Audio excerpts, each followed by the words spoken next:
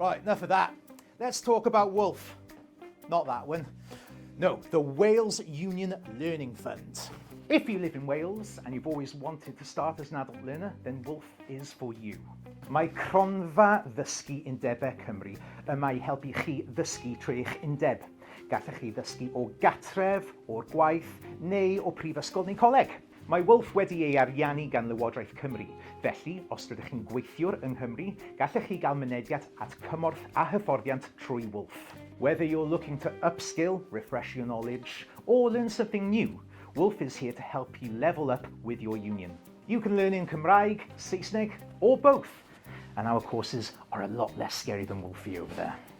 Lleuad yn olygu mae'n dda yn dydi e? Byddwch yn ddewr a chyfrestrwch ar gyfer cwrs WULF heddiw.